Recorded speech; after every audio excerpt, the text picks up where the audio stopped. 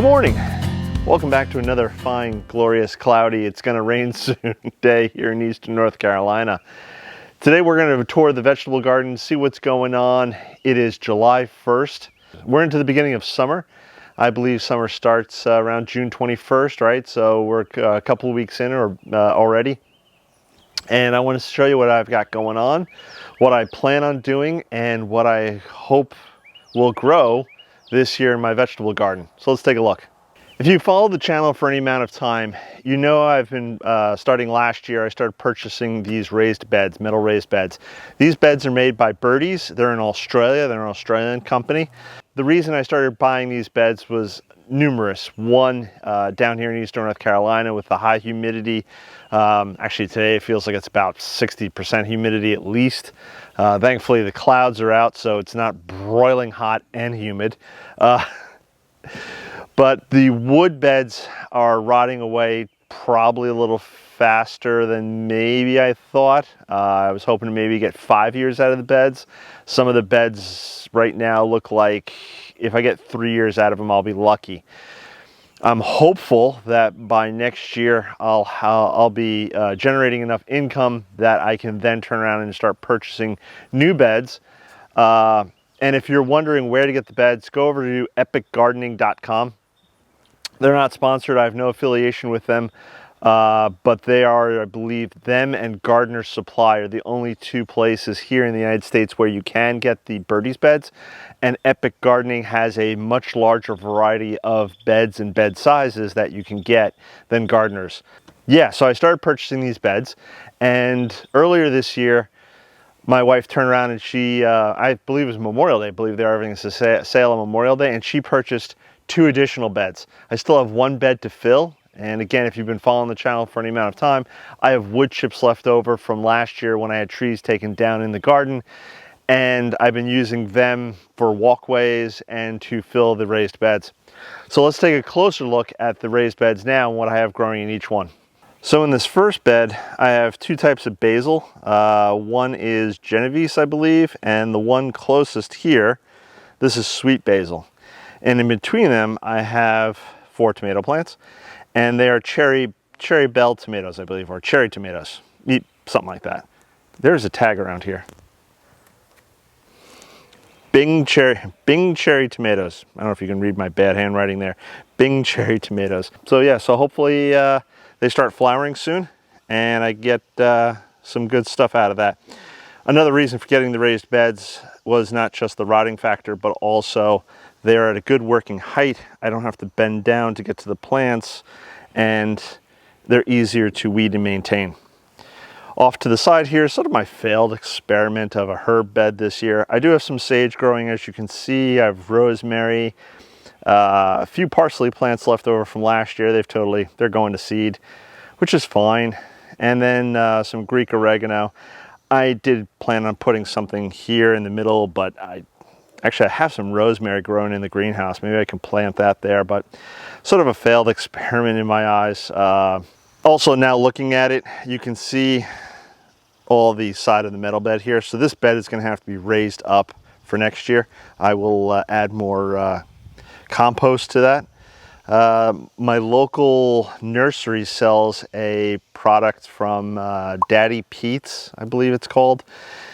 It's a local soil compost, manufacturer. I believe they're in North Carolina or South Carolina. North Carolina, I believe. And they have a raised bed mix, which hopefully I'll be using soon. I'll be purchasing some bags because I'm going to have to fill up some beds. Not this bed though. This bed is a seed bed, or what will be a flower bed that my wife started putting flowers into.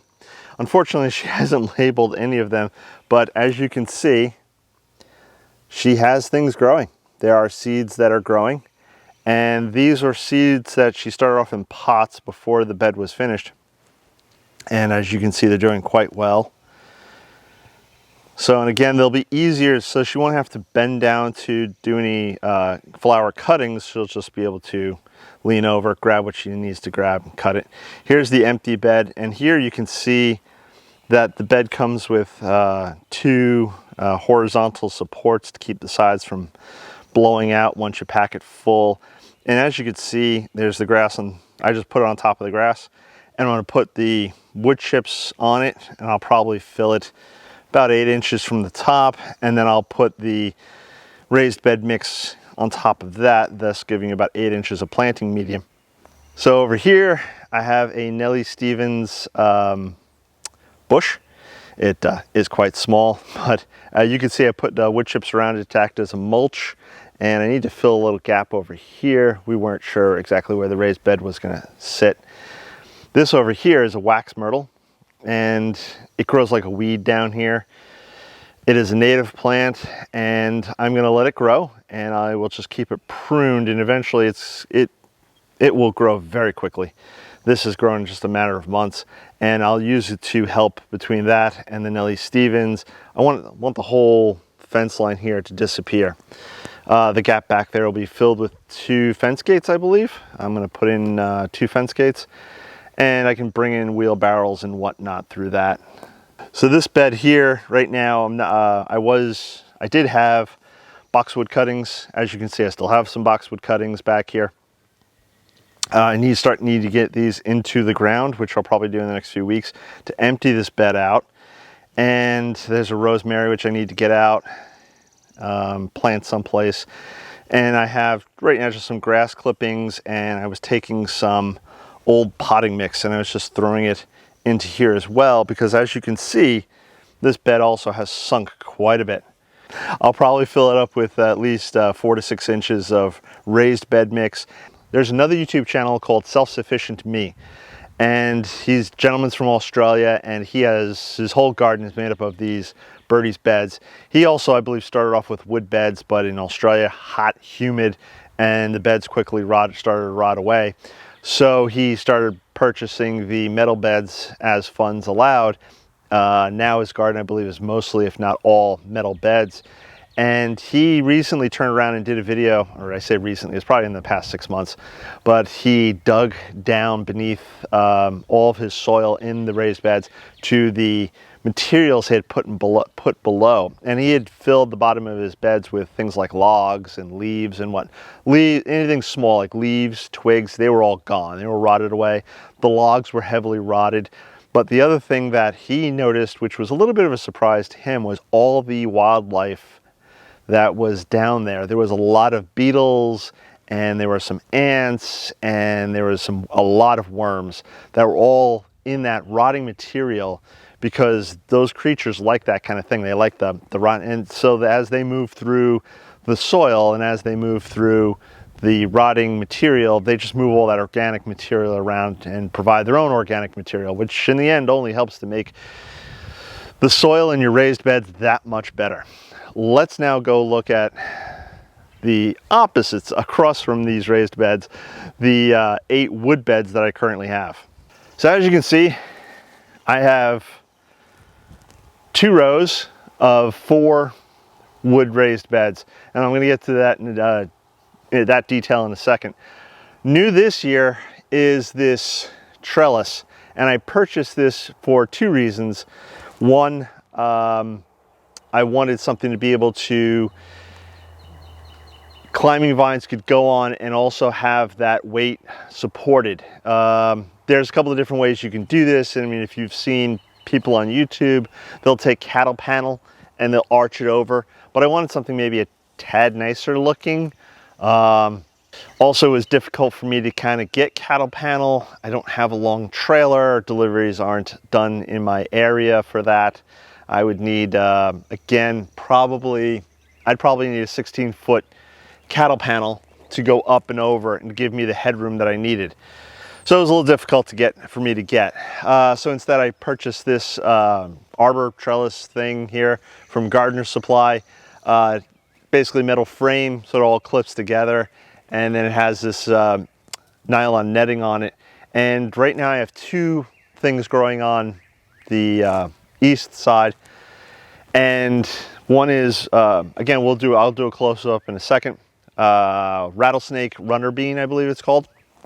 And the other side, or I think each section is about 3 feet, and the other 3-foot section is loofah.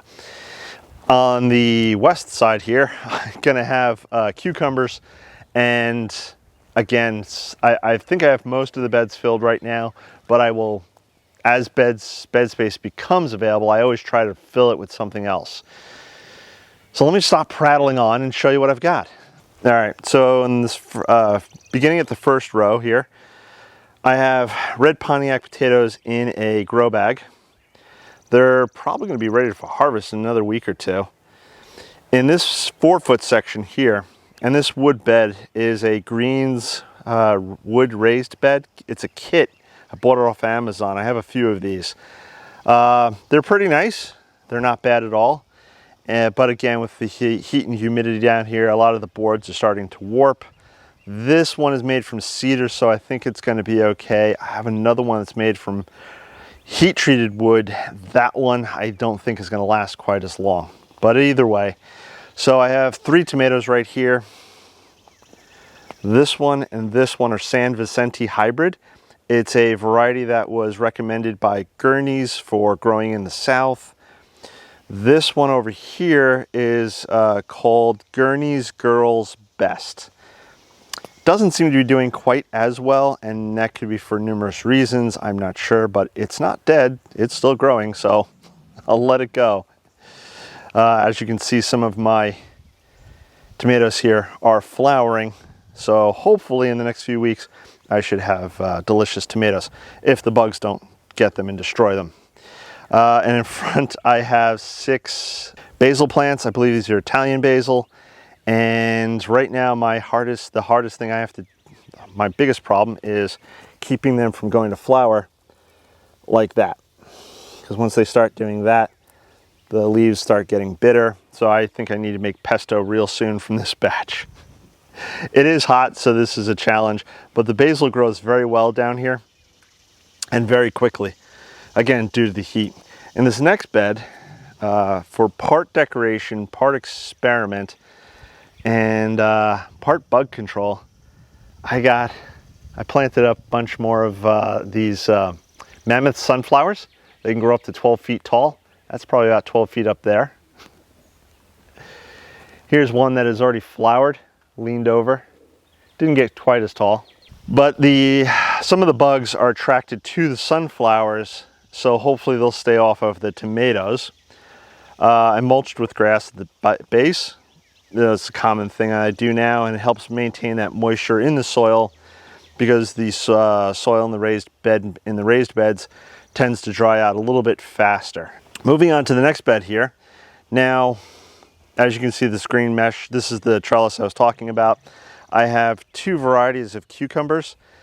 I believe those down here are green finger.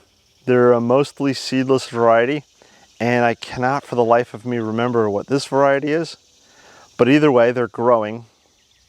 And right now, the biggest problem I have with anything growing down here is the amount of dryness. It's been quite dry. In the past 2 to 3 months, we've probably only had about 2 inches. So it's not a lot of rain. In this section right here, I planted, just as an experiment, radishes. Now I know radishes don't do well in the heat, but what does that mean? Will they germinate at all? Will they germinate but then immediately go to flower? Will they grow normally? I don't know. So if you do, please leave a comment below, but I'm conducting that experiment. Right there is Lime Queen zinnias, and I think I overplanted, but the flowers don't seem to mind. The bees love it. And then we'll move on to the next bed. Now this bed right here, this is a bed I bought as a kit off of Etsy, and this one's holding up really well. Probably because the boards are thicker, and it's probably a better quality of cedar. The hardware is also stainless steel. It bolts together. I can't remember the person I bought them off of. If I do, I'll put a link below. But this bed right now is not being used except for this rogue potato. So when I grew potatoes in here last year, I cleaned out the potatoes. You think you get all the potatoes out, but if you just leave one little potato behind, it will then grow, of course. And so I believe these are going to flower now, which means I should be able to harvest them in the next week or so, maybe 2 weeks. And then I will reuse this bed for something else. I'm thinking maybe beans, but now I'm thinking maybe a melon. Maybe a melon. This bed over here, the next bed, now this is the fourth bed in this row. And this is a bed that if you, again, watching the channel, if you subscribe, please subscribe. But if you've been watching the channel, I'm doing an experiment and I'm trying to grow flower seeds here in the vegetable garden, in this raised bed, creating a seed bed. So instead of doing it in seed trays or pots and the greenhouse is too hot, I thought I would try it out here in the raised bed. I do have some seeds coming up, and what I did before I show you those seeds was I just jury-rigged up this shade cloth to help provide some shade from the brutal July and August sun. The sun down here is just something crazy, and yeah, if I can protect the plants from that until they mature more, then all the better. Real quick, I have a aster mixed color. It was a $1 seed packet at the local hardware store. Alaska Shasta Daisy, another $1 seed packet from the local hardware store. Rocket Orchid Snapdragon, Excelsior Hybrid Foxglove, Russell Lupine Mix, Redskin Dahlias, Smoky Eyes Larkspur, and Ruby Kiss Coreopsis. And I believe there's one more. Oh yeah, Rudbeckia Sun, Prairie Sun Rudbeckia. Woo! But if we look here, here are some of the dahlias that are already starting to come up. And I thought I had a larkspur. Oh, wait, here's a lupine. There you go. So things are coming up, which is good. And I think if I just keep on top of the watering, what I'm hopeful will occur is that obviously they grow.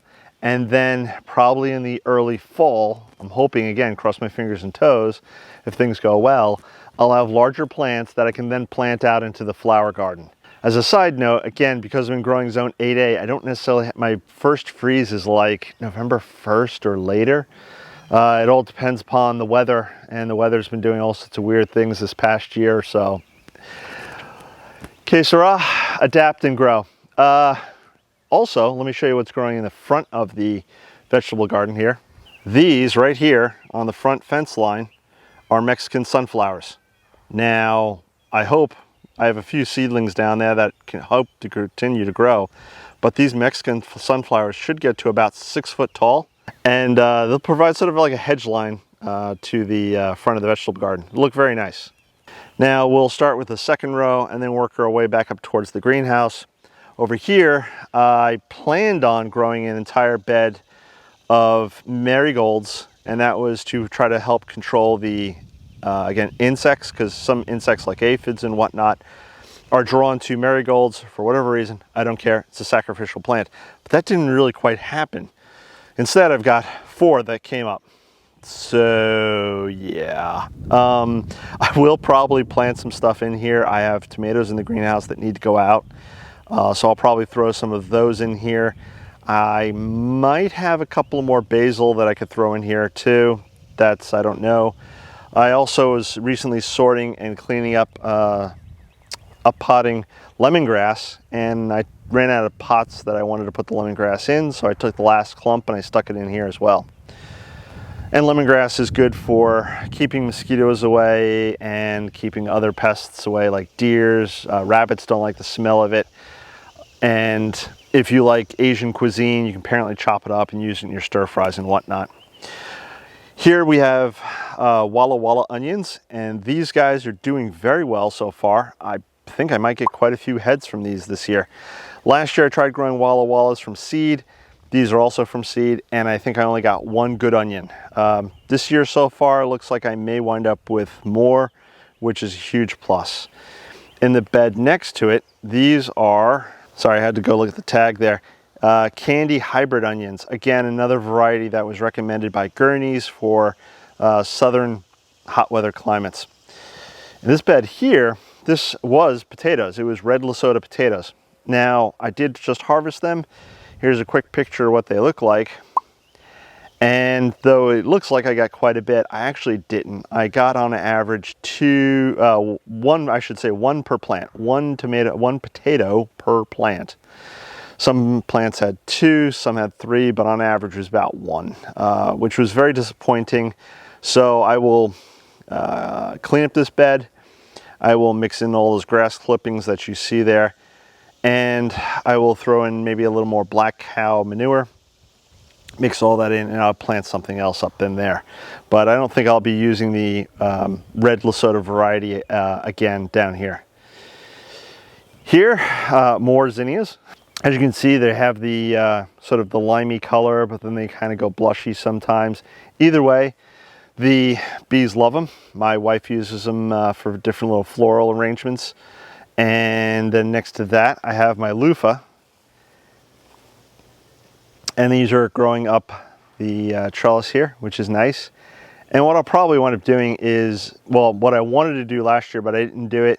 First time growing loofah, total newbie. But I've reduced the amount of plants that I'm growing. I only have 2.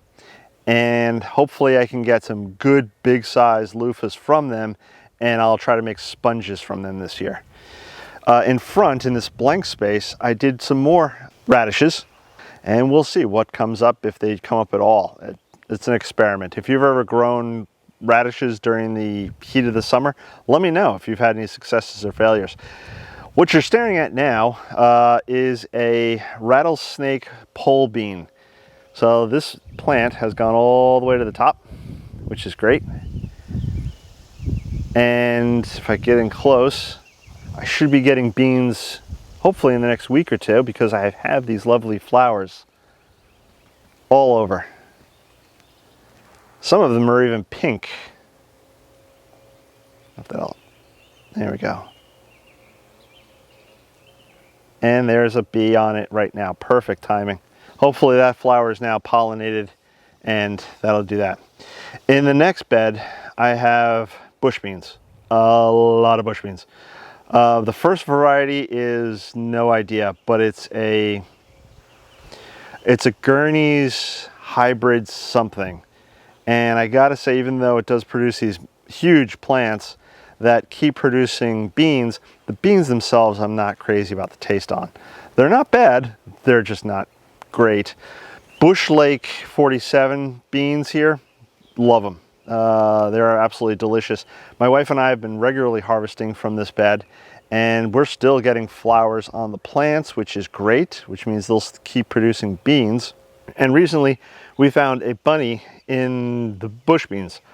I don't know if he's got his little nest down there, what do they call them, warrens, or if he's going to start eating the beans, or if he's already starting eating the beans. If he eats the low hanging beans, the beans that are basically on the soil, but he doesn't get any of the beans that are on the upper branches, I'm willing to share. If he starts eating the plants altogether, I don't know what he'll do. Then we'll have a problem, and we might having some fricassee stew. Over here, I have another potato in a bag. This one is red Pontiac. Red Pontiac potatoes, I think, grow pretty good for me. I think I've done them before. Like I said, probably in the next few weeks I'll be harvesting these, and then we'll see what happens. Now, off to the side of so there's the wood raised beds. Then I have this central walkway. Wow, words are freaking hard. And then I have several more beds over here. So now let's go take a quick look at those, and I'll explain what I got going on. Right here in this bed, closest to the rose garden, which is a whole nother video and a disaster at the moment. I have 3 rattlesnake watermelons. These are the sort of the large watermelons that you wind up getting in the supermarket. And again, as you can see, I did some mulching with the grass clippings, try to help maintain moisture. I left this much space for them to grow into. I don't know if that's a mistake or if that's an okay thing. I've never grown this variety of watermelon before. I don't know how much space they take up. So I will learn, and we will see. But I gave over all this space to my wife to grow sunflowers. So she's recently planted up the seeds, and hopefully we'll start seeing little seedlings pop up here sometime soon. She was going to do them in the raised bed, but I said, dear, you're never going to be able to reach the top of the plant to cut the flower. So Back here is mostly grass. There's nothing to see necessarily here except for this back corner. Last year, if you remember, if you watched my videos last year, I had Comfrey in New York and I turned around and dug it up and brought it with me. This variety is, I think it's called like Russian Block 14 or something. It does produce a flower, but it does not go to seed. So it's an infertile variety there. If you want to propagate it, you just take a sliver, maybe about 1 inch big, of root and you stick it in the ground, and this happens. So I purchased 3 root stocks when I was in New York. I left with about 6, and I think there's 1, 2, 3, 4, 5, 6, 7, 8, 9, 10, 11, 12 now. Because when I dug it up from where it was previously located to move it here, some of this rootstock broke, which is fine. It got divided and it gave me more plants. Now the reason it's here in the vegetable garden is because apparently deer will eat the comfrey. They'll eat it right down to the ground. Thankfully it's a weed and it reproduces pretty quickly. But the other nice thing about the comfrey is you can turn around and make a comfrey fertilizer out of it. And you simply do that by chopping up your comfrey leaves, stuffing them into a pail or a bucket or a jar, and you let the leaf material rot down. And then you add that comfrey juice now into like a gallon of water. You just do maybe like a cup into a gallon of water, and then you've got a nice fertilizer for the plants. Over here I have passion flower clematis, and it has grown this year better than last year. I actually thought it was dead, but it's only gotten to about, what, 2.5 feet tall. Seems to have stalled out for the moment. So maybe next year it'll grow another couple of feet, who knows. I'd like it to get to the top of the arbor here. What you can see has gotten to the top of the arbor is my chocolate vine. And the chocolate vine, again, I started off with a mound. I planted it and it grew like wildfire this year, right up to the top. I believe it's supposed to be flowering soon, although I see no evidence of that. So we'll see. Maybe I'll get flowers this year. Maybe I'll have to wait till next year to get flowers. I did plant it last year. We'll see. The point of growing the chocolate vine and the passion flower clematis was twofold: one decorative and the other one to attract pollinators. Not that I really need to attract pollinators in this garden. I have a lot of wildlife down here. So underneath the weed cloth here, last year I started piling grass clippings. I do a layer of them, and then I do a layer of wood chips, and then grass clippings and wood chips and grass clippings and wood chips. So right now underneath this weed fabric is nothing but grass clippings and wood chips. And my hope is right now is that they're rotting down and it's improving the soil. And maybe next year, I don't know, I was thinking maybe I was going to take it up this year, but I don't think I'm going to take it up this year. Maybe next year I'll take up this weed fabric and then I'll see what the ground is like under there. You know, did all the wood chips and grass clippings rot down enough or a lot? Did it improve the compacted clay soil underneath it? I know from pulling up these 2 rows with the weed fabric, both of them were covered with weed fabric, there was a lot of beetles and other critters that I saw underneath. So I know that there's life underneath there that is processing the soil. So we'll see what happens next year. This one I like, this bed, like I said, I just pulled up the weed fabric. I had pumpkins in here last year and the grass just, you know, it got out of control. The weeds, the grass. So I covered the whole thing up with the weed fabric and all of that died. So now to finish this bed and prepare for planting, I started doing edging along the sides. I'm going to take my rake and I'm going to pull up a lot of this stuff. The larger clumps of grass, dead grass, or roots I will pull out, and then I will amend the bed with the black cow manure, and then I think I'm going to plant more pumpkin in here. And I have several varieties I want to try, but I know we're into July.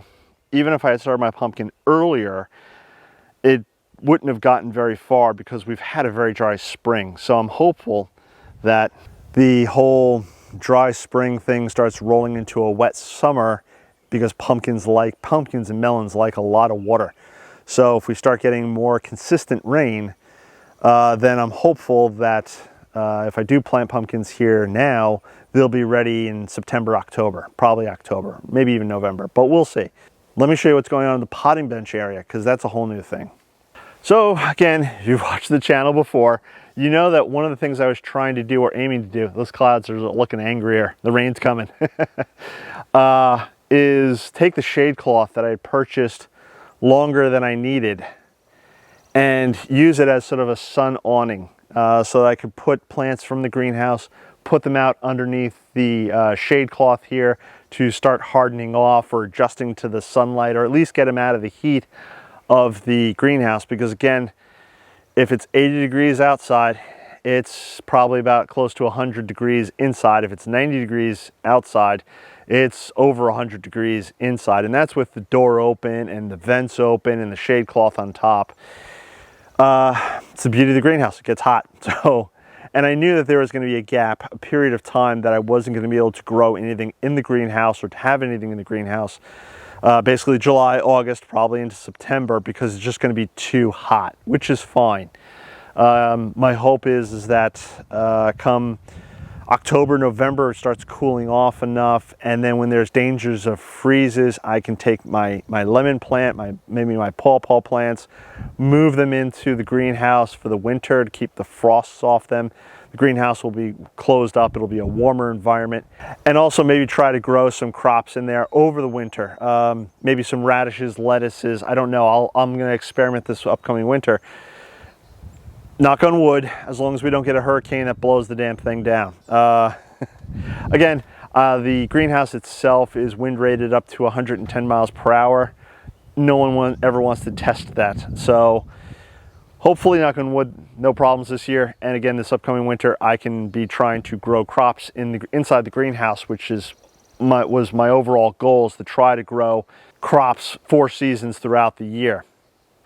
We'll see. With the cost of everything going up in the stores, that's now going to be a thing going forward in the future. And if you can even grow, if you're not a gardener, if you don't plan on having a big garden or something, you can grow potatoes in a bag, you can grow tomatoes in bags, you can grow basils in little pots on your kitchen windowsill. And if you can start growing a lot of your own stuff, or even some of your own stuff, you can help defer the costs of things at the supermarket. And if I didn't believe it until I tasted it, but anything you grow in the garden tastes better than what you get in the store. Trust me, it's the craziest thing. You can go to a gourmet food store like Whole Foods and you can purchase something there, and it probably won't taste as good as something that you grow in your very own garden. Because again, what you do in your garden is you don't use a lot of chemicals, you don't use a lot of those poisonous fertilizers, and you just water your plants and you love your plants and they produce great things for you. So that's a whole nother rant, and I'm already carrying on longer than I wanted to. Either way, I managed to get the shade cloth up, and I did a video where I tried doing that with PVC poles, but PVC poles were too soft and they essentially bended. Let me see if I can, yeah. So if you can, there's back here, I found these 8-foot poles, wood poles.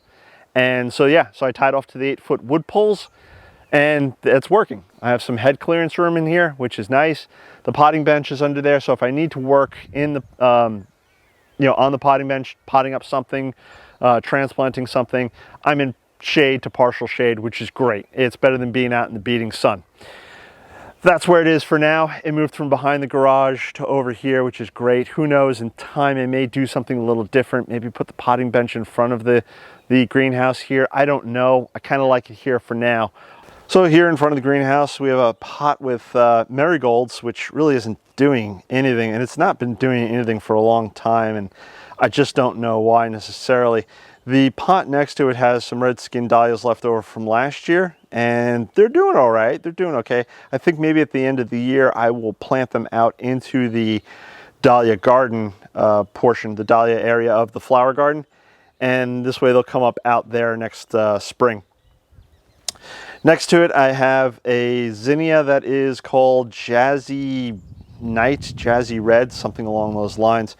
It's a nice colored plant. I just wanted something flowery and quick and easy, as it were, next to the door here.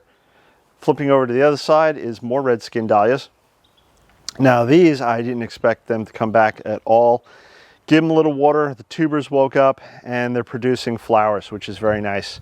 Inside the greenhouse is an absolute mess, and I've been working on getting all these plants out. I have a Japanese anemone, which I'll probably plant out next to the driveway soon.